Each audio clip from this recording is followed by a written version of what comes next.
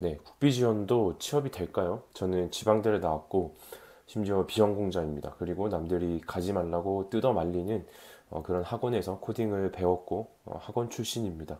그럼에도 불구하고 개발자가 또 되었고 그리고 또 짧은 기간 내에 굉장히 이제 성과 있는 연봉을 받고 또 지금은 저만의 IT 회사를 운영하고 있습니다. 또한 저는 개발자 생활하면서 부트캠프 출강 제의가 여러 곳에서 들어왔습니다. 그래서 지금까지 뭐 누적으로 한 10곳 넘는 곳에 출강을 했습니다. 지금도 출강을 하고 있습니다. 그래서 제가 출강하면서 느꼈던 부분들, 그리고 어떤 것들을 좀 조심해야 되는지, 이런 것들을 일단 말씀을 드리려고 합니다. 자, 일단은 저희가 이제 개발자가 되려고 마음을 먹었을 때 가장 떠올리기 쉬운 게 일단은 뭐 이제 부트캠프나 아니면 뭐 독학을 하는 거 여러 가지가 있다라고 생각을 합니다. 근데 대부분은 독학을 하다가 이제 한계를 좀 느끼고 도움을 받을 수 있는 곳들을 찾는 것 같습니다. 그래서 부트캠프를 정할 때 제가 좀 말씀드리는 기준들을 가지고 바라보신다면 도움이 되실 것 같아서 이번 영상을 준비를 했습니다. 자, 일단 첫 번째로 나를 관리해 주는가입니다. 우리가 코딩이라는 거를 처음 하고요.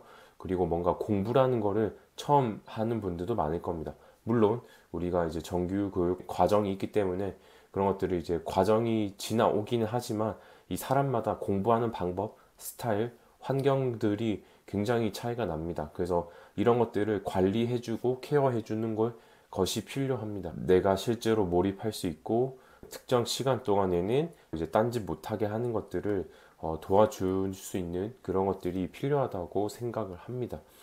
그리고 두 번째는 단순히 어떤 공부에만 집중을 시키는 게 아니라 그 공부가 끝나고 나서도 뭔가 내가 취업에 실질적으로 도움이 될 만한 것들에 대해서 후속적인 어떤 조치를 취하고 있는가. 그러니까 대부분은 이제 기수가 끝나면 이제 뭐랄까요? 그냥 이렇게 안녕 잘 가 이런 느낌이 있거든요. 근데 그런 것 말고 실제로 그것들이 끝나고 나서도 내가 케어를 받고 있는 느낌을 줄 수 있는 그런 부트캠프를 찾아야 된다라고 생각을 합니다. 그러려면 너무 작은 곳은 아무래도 이제 아쉬움들이 있겠죠. 너무 작은 곳들은 예산이 부족하다 보니까 이런 부분에서 아쉬운 부분들이 있을 수 있습니다. 그래서 이런 것들을 좀 체크를 해보시면 좋을 것 같고요. 그 다음에 만약에 지방에 계신 분들이라면 저는 웬만하면 이제 서울로 올라오시는 것을 권유를 좀 드리고 싶습니다. 그리고 이때의 이 경험이 어쩌면 지방에 있는 분들에게는 처음으로 독립을 하는 경험일 수 있어요. 저도 그랬고요. 저도 원래는 지방에 있었는데 개발자가 되어야겠다라고 결심을 하고 이제 서울에 올라온 케이스입니다. 근데 딱 처음에 이제 올라와서 느꼈던 거는 뭔가 어떤 복잡함들 그리고 큰 세상이라고 느꼈던 것 같아요. 그래서 저는 웬만하면 지방 계신 분들은 서울로 와서 수업을 듣는 것을 권해드리고요. 그리고 아무래도 지방까지 좋은 강사들이 공급이 잘 안 됩니다. 그리고 저도 이제 뭐 어떤 출강제이 왔을 때 지방이나 뭐 출장 가는 것들은 좀 아무래도 가고 싶어도 이게 쉽지가 않습니다. 그래서 아무래도 좋은 강사들이 공급되기가 좋지 않은 어떤 시스템을 가지고 있습니다. 그렇기 때문에 저는 웬만하면 서울로 올라와서 취업 준비하는 것을 권유를 드리고요. 그리고 서울에 올라오면 아무래도 바로 독립을 하는 거죠. 그래서 부모님의 품을 떠나서 뭔가 이런 자립할 준비를 하는 거, 이 경험들이 결국에는 좀 더 이제 사람이 외로워지잖아요. 그러면 더 집중이 잘 됩니다. 그래서 그 외로움도 잘 견딜 필요가 있다라고 생각을 하고 그 외로움으로 공부를 더 열심히 하고 그리고 그 외로움으로 뭔가 책을 읽고 이런 어떤 환경을 좀 바꿀 수 있는 그런 기회가 된다라고 생각합니다. 그래서 사실은 뭔가 여러 얘기들이 많아요. 뭐 풀스택으로 가르치면 안 되고 그 다음에 뭐 기간이 짧아서 안 되고 뭐 수료하면 다 전부 다 SI 가고 이런 얘기들을 종종 하십니다. 드리고 싶은 얘기는 사실은 어떤 커리어 패스에 정답은 없다라고 생각을 합니다. 짧은 기간 내에 모든 걸 다 배우려다 보면 이제 다치기 때문에 그러지 말라는 것도 있고 물론 그 관점도 이제 동의를 하는 부분이고요. 그래서 사실 뭐 정답이라는 건 없지만 뭐 반대로 또 저의 케이스에서는 이제 풀스택으로 오히려 접근을 했기 때문에 회사에 들어갔을 때 굉장히 많은 업무들을 맡을 수 있었고 그리고 그런 것들로 인해서 연봉을 좀 빠르게 올릴 수 있었고 또 그런 것들로 인해서 빠르게 프리 데뷔를 할 수가 있었고 또 그런 부분들 덕분에 뭐 사업도 하게 된 케이스라고 생각합니다. 그때 배웠던 풀스택 스킬이 확실히 도움이 많이 됩니다. 그래서 이거는 자기가 어떤 개발자가 되고자 하는 그 방향에 따라서 결정이 되는 거라고 생각을 하고요. 대기업에 가서 그런 게 목표라고 하시면 하나를 깊게 하는 게 답일 수도 있는데, 그 링크드인에 뭐 여러분들이 가고 싶은 회사가 있으면 그 회사를 검색해가지고 실제 그 개발자분들의 커리어 패스를 한번 봐보세요. 그래서 우리랑 만약에 뭐 대화를 해보실 수 있다라고 하면 대화도 한번 해보시고, 내가 이런 식으로 공부를 하려고 하는데 당신은 어떻게 생각하는지 이런 것들도 한번 물어볼 수 있다고 생각을 합니다. 그래서 그런 시간도 가져보시면 너무 좋을 것 같고요. 그리고 드리고 싶은 얘기는, 어쨌든 고민을 통해서 여러분들이 이제 선택을 하신 거죠. 그러면 저는 거기서 이제 여러분들이 선택하고 나서는 그냥 그 시스템과 그리고 그 강사와 그 구성원들 이런 분들 다 믿고 가야 된다라고 생각을 합니다. 근데 그 안에서 뭔가 이게 좋네, 마네, 이런 게 별로네, 이런 것들 생각하기 시작하면 사실은 대부분의 학원이나 부트캠프들이 아쉬운 부분은 전부 다 존재합니다. 그럼에도 불구하고 그 안에서 누군가는 취업을 하고 누군가는 학원 이제 탓하고 끝이 나버립니다. 근데 사실은 인생은 남 탓을 하면 바뀌는 게 없습니다. 결국에는 자기 탓을 해야 되고요.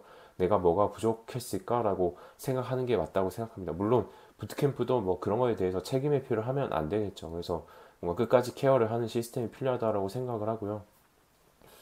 결국에는 같은 국비를 들어도 누구는 이 판을 떠나게 되고 또 누구는 좋은 연봉을 받고 취업을 하게 됩니다. 결국에는 우리가 개발자가 되는 거에 있어서 두 가지가 있는데, 하드 스킬이랑 소프트 스킬이라고 생각해요. 그래서 기본적인 하드 스킬, 코딩적인 능력은 이제 학원을 통해서 이렇게 배우면 저는 할 수 있다고 생각합니다. 근데 그 외적인 소프트 스킬의 영역, 대화를 어떻게 하는지, 이 사람의 자신감이 있는지, 이 사람한테 우리가 일을 맡겨도 되는지, 커뮤니케이션 능력은 어떤지, 이런 것들을 오히려 더 잘 잡아줘야 된다라고 생각을 해요. 이런 것들은 근데 사실 하루 만에 되는 게 아니라 그동안 자기가 살면서 인생에서 쌓아 올린 것들이거든요. 그래서 이런 것들도 굉장히 중요하다. 뭔가 개발자들이 결국에는 뭐 코딩을 잘하면 될 것 같지만 그렇지 않습니다. 결국에는 누군가 협업하는 일이고, 결국에는 가장 중요한 거는 서비스가 잘 되고 그거에 내가 기여를 하는 게 중요해요. 그러려면 이제 동료랑 협업을 잘 해야 됩니다. 그래서 그런 것들을 좀 같이 신경을 쓰셨으면 좋겠고요. SI에 가면 안 된다. 그것도 좀 말씀을 드리면, SI 회사들이랑 협업을 많이 하고 있어요. 근데